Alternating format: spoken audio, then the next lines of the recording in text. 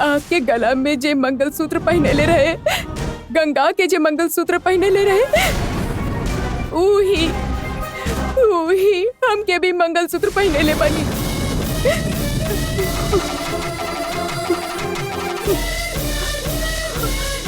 ऊ दिन आप हमसे पूछत रहनी ना, ऊहे दिन आपके बताए वाला रहनी, बाकी हमारी हिम्मत ना भइल तब।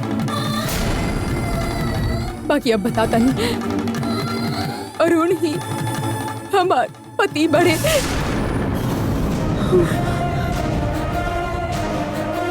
हर बात पे हमके तनिक भी भरोसा नहीं है। तू हमके शांत करे खातिर ही झूठ बोल रहल बाड़ू ना, हम सच बोल रहल बानी। हमार पति के बारे में कुछ भी मत बोलिहा, उ कौनो भी सूरत में ऐसा ना करिए। आपके पति ही हमार पति बड़े, अपन पति के बारे में आपके गलत काहे बताई? उनकर और तहार कौनो संबंध नहीं थे। तू ऐसे ही बात बना के बोल रहल बाड़ू। हमके तकलीफ हो खेला तो काहे हमार चिंता करेले? सबके हमार झूठ इल्जाम लगाते हुए ऊ मूर्ति के काहे मरले? सबके सामने हमार तरफ से सबसे काहे झगड़ ले? हमरा साथ जिंदगी बिताई के हा, यही से मंगलसूत्र ना पहने ले बड़े। हमरे साथ रिश्ता बनाए खातिर मंगलसूत्र ना पहने ले बड़े। मुसीबत से बचे खातिर मजबूरी में हमार गला में मंगलसूत्र पहने ले।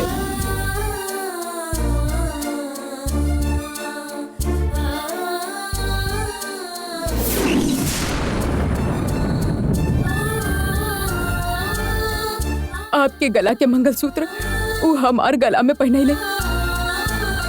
हम वह मंगलसूत्र पहन के निकल जाए के सोच ले रानी, बाकी हमार नसीब से गंगा हमके ई घर में लाके खड़ा कर देली। हमार जैसन अनाथ लड़की के ई परिवार अपन जैसन प्यार देलस। देवसेना जैसन प्यारी बच्ची अपन मान के हमके बेटी के प्यार देली। हमके ही परिवार चाहिए, देवसेना भी चाहिए। हमके और कुछ न चाहिए। हमार और कौनो इच्छा ना हो। आप जैसन गंगा के बारे में सोचा तानी, वैसे ही आपसे ज्यादा हम ओकरा बारे में सोचा तानी। हम गंगा के कुछ भी हो जाए फिर भी कबो धोखा ना दे। गंगा उनकरे साथ सुखी रहे, यही से हम कुछ भी करे खातिर तैयार बानी। बिल्कुल मन से करब हम। बाकी हमके ई घर छोड़ के जाए खातिर मत कही, ओकरा से अच्छा हम जान दे दे। कौनो भी वजह से तू ई घर में आयल बाड़ू, फिर भी तो के ई घर छोड़ के जाए के ही होगी। आपके जितना हमारी परिवार पे हक नहीं थे, फिर भी ई परिवार से अब हमार भी रिश्ता हो। जे भैला ओकरा शादी ना कहल जाला। तहार एहिजा केहू से रिश्ता नहीं है। ई बताई के हक आपके नहीं थे। अरुण के कहे दी। अरुण का कही? हम कह रहल बानी तहरा से, एकरा बाद तू ई घर में ना रहबू। हमार गला में उनकर पहनाइल मंगलसूत्र रहे तक इहे हमार घर हा। अगर हमके बाहर निकाले के हा तो अपन हाथ से ई मंगलसूत्र निकाल दी। हमार गला के मंगलसूत्र के कर पता ना रहे तब आप हाथ लगले रहनी। बाकी आपके पति पहने ले बनी पता चला थी, अब हाथ ना लगा सके नी ना। आपके जान से प्यारा मंगलसूत्र अब हमार गला में है, तो हमके सुख से रहे दी ना रहे दे। अरुण हमेशा गंगा के ही रही। हम तो के घर से कैसे निकला तानी देख लिया।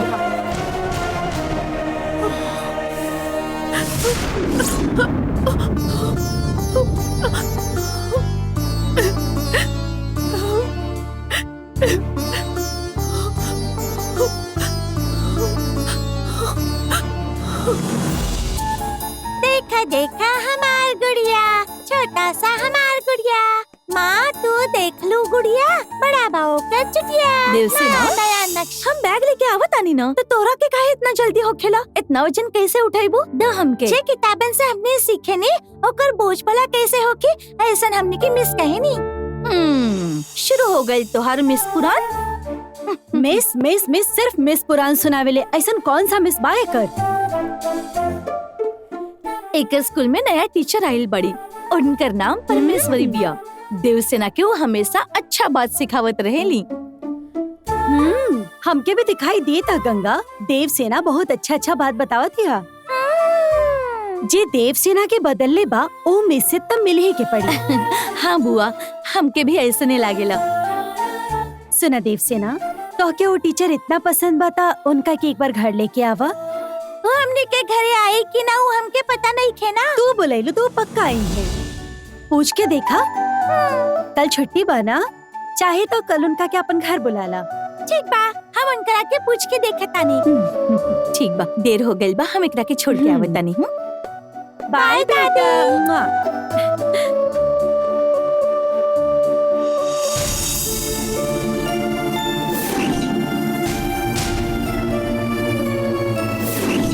एक बाद ही आउट हाउस के आसपास मत देखिए। चल निकल निकल यही जैसे।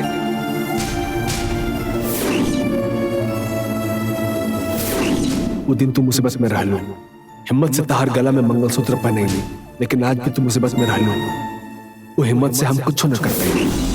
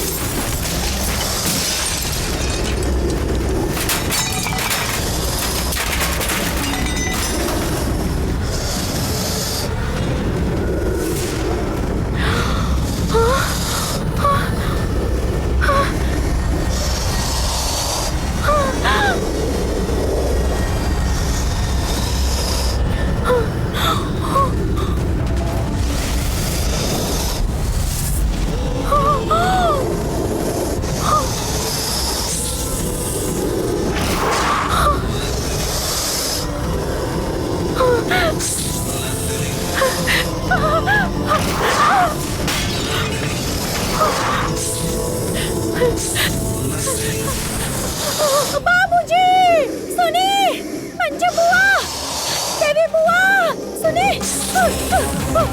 अरे क्या होता है? हमार नागिन आइल बिया। अरे आई ना, जल्दी आई। तू कितना भी चिल्लाला, पर केहू ना सुनी। हम सबके गहरी नींद में सुला देले बानी। हमारी यहाँ से जाए तक केहू ना आई। नंदिनी, तू हमरा शरीर में मत आवा।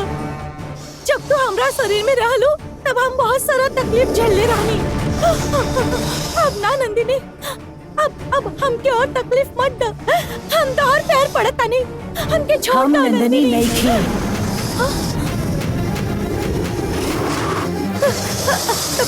तो फिर के बाड़ू तू? हम शिव नागिन बानी।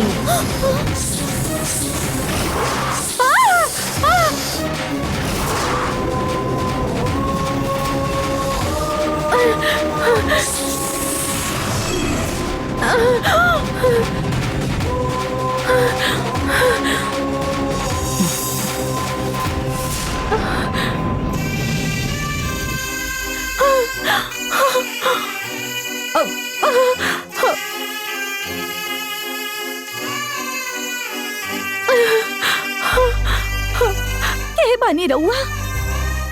हम नंदिनी के माई हैं, पार्वती। पार्वती माँ?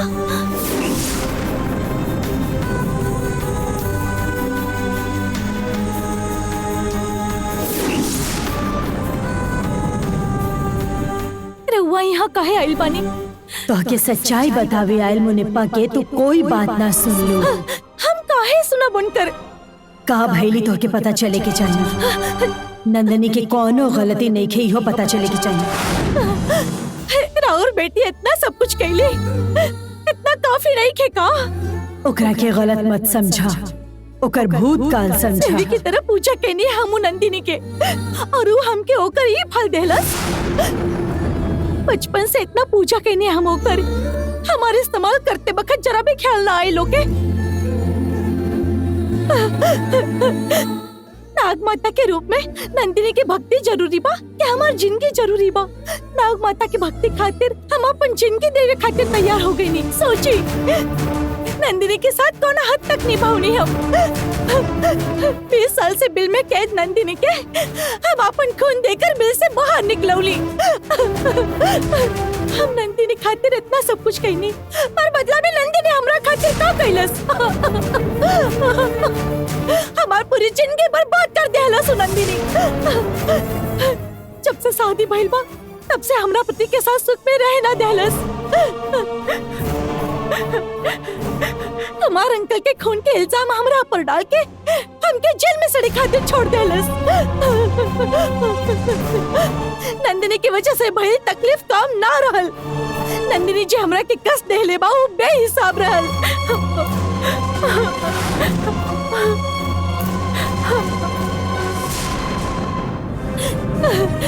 हम जब इतना सारा दुख सहन करत रहनी तब ना ही नहीं रहुआ, और अब नंदिनी की वकालत कर रहल बानी। बताए राउर बतावे पर हमार नंदिनी के ऊपर के गुस्सा कम होके वाला बा। नंदिनी सिर्फ एक जहरीली नागिन बिया। खुद के मतलब के खातिर ओकर पूजे वाला भक्त की जिंदगी खराब कर देलस। अपन बदला पूरा करे खातिर हमार परिवार के नाश करे चाहत बिया वो नंदिनी। अपन जिंदगी के मतलब के खातिर हमके धोखा देवे वाली धोखेबाज बिया वो नंदिनी। बहुत हो गई। नंदनी अपन बदला लेवे आयल रहे, इतना ही तो के पता बा। पर नंदनी ऐसन काहे कैलस ई तू नहीं खोज जानत। नंदनी तोहरा साथ गलत कैलस, बस इतना ही जाने ली। नंदनी के साथ का भइल तो के पता बा? नंदनी के अपराधी कहा तारू, पर नंदनी ऐसन काहे कैलस ई जाने की कोशिश नहीं करत।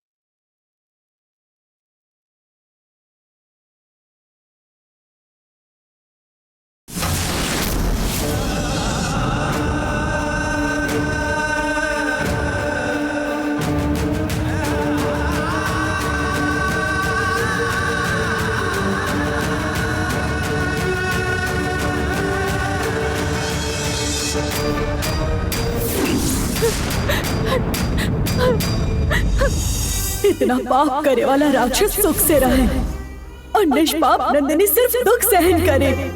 ओकर दुख की कोनो कीमत नहीं की। इतना सहन करे वाली नंदिनी बदला लेलस तक का गलत कैलस बताओ।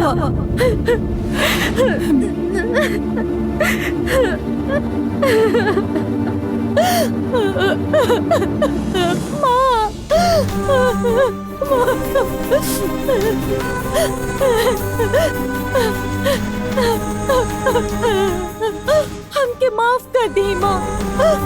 नंदिनी के साथे का भइल रहे ये हमके ना पता रहे। हम ओकरा के गलत समझनी। तो के पता चलल ही अच्छा भाई, पर अब नंदिनी कहाँ बिया ई बतावा। नंदिनी कहाँ बियाऊ हमरा के पता नहीं थे, उस स्वामी जी के पता होगी। नंदिनी कहाँ बाऊ हम खुद पता लगा ले। नंदिनी खातिर तोहरा मन में जे गुस्सा रहे ओकरा के कम करे खातिर यही से और तोहर भक्ति गलत ना रहे ई बतावे खातिर हमरा के यहाँ आवे पड़ल। अब हम चलता नहीं नंदनी के ढूंढे।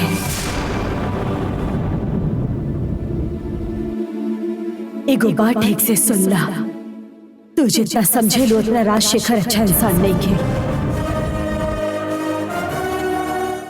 कोनो भी हालत में अभी जे हम तोहरा के बतैनी वो राजशेखर के मत बतैहा, वरना तो हर जान खतरा में हो जाए। माँ, एक मिनट।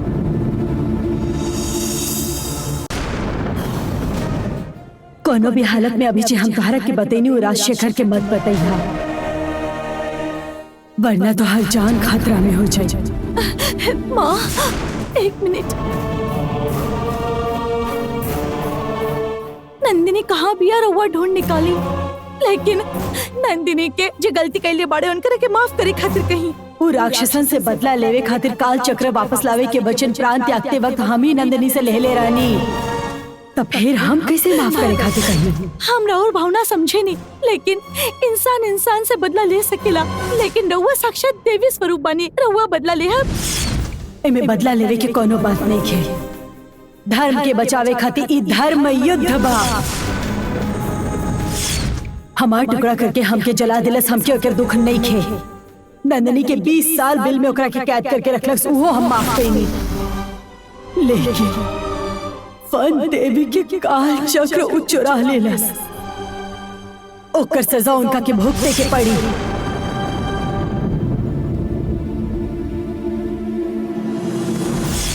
काल चक्र हमार निगरानी में रहे, हमार निगरानी के तोड़ के चुरैलस, ओकर खामियाजा तो भुगते के ही पड़ी। 20 साल भइल गलती पर रउआ अभी तक नाराज बानी। रउआ जरा तो दया दिखाई, हमार परिवार के माफ कर दी। साल कितना भी काहे ना हो जाए, पाप पाप ही होकेला।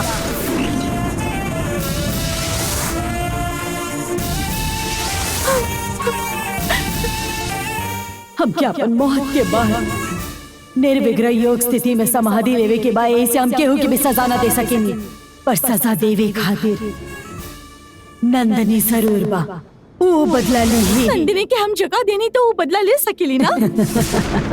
ओकरा खातिर तो हर जरूरत नहीं है। नंदनी के काम पूरा करे खातिर कुदरत ही ओकर शक्ति बढ़ा दी है। साधारण अमावस्या के मध्य रात्रि में नंदनी शक्ति नागिन के रूप में बहुत शक्तिशाली हो खेले। ग्रह अमावस्या के महाशक्ति नागिन बनके उस शक्ति के सीमा पार करी। आगे के 2 दिन में सूर्य ग्रहण अमावस रही। इस सूर्य ग्रहण अमावस्या के नंदनी विश्वरूप धारण करी। इस सारा पापी राक्षसन के अस्तित्व मिटा के रखती ही।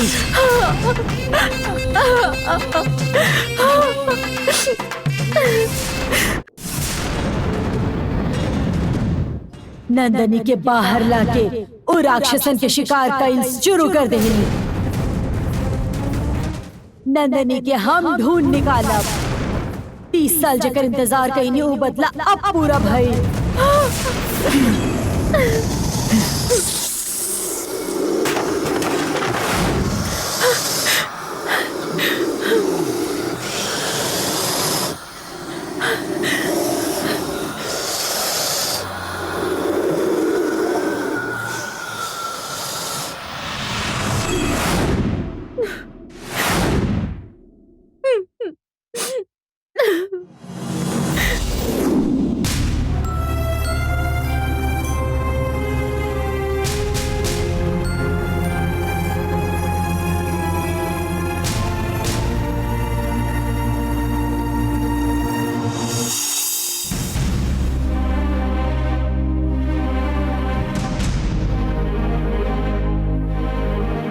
का भइल गंगा, तो ऐसे कहीं बैठले बाड़ो? तबीयत ठीक नहीं खे का? कुछ ना, हम ठीक बानी। तोहार चेहरा देख के हमके ना मालूम चलेला का कौने बात का टेंशन बा? ना छुपावा मत, बतावा। ऐसा कुछ होखत त हम रउआ के ना बताऊती का, और केकरा के बताई? खाना खानी रउआ। अभी हमके भूख नहीं खे, बाद में खा ले। देवसेना कहाँ गेल बिया? अब सीता के साथ बिया। रुका, हम लेके आवतानी। हमो के लेके आवत बनी। ठीक बा। हमार मन में जो चल रहा बा उ रउआ के बता के रउआ में और बाबूजी में दूरी ना बनावे के बा। ऐसे कुछ ना बता सकेनी। पार्वती माँ सारा बात बता के बाबूजी से ए बारे में कुछ ना बतौले खातिर बोलले रहली, लेकिन ये हमार ही परिवार बा। ये परिवार में केहू के तकलीफ हो रहा होगी तो हमके ही ठीक करे के होगी। बाबूजी से बात करके नंदिनी के साथ कियल पापन के उनकर हाथन से उनकर ही पाप खातिर प्रायश्चित करवावल बहू होखे के नाते ही हमार जिम्मेदारी बा। हमके ही करे के ही होगी।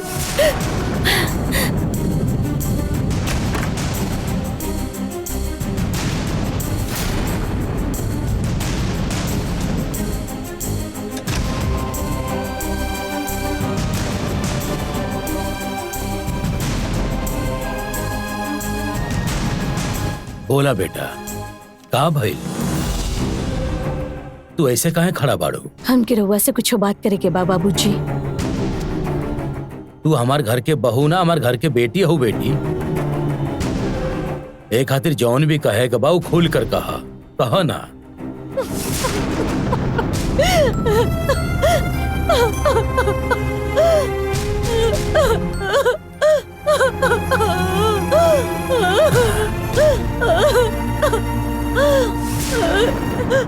ई का भाई तू रोत काहे बाड़ू? नंदिनी मंदिर के नागिन भी ऐसन बतौले रहनी, मगर वो पार्वती माँ की बेटी भी आई काहे ना बतौनी। रउआ काहे छिपौनी बाबूजी?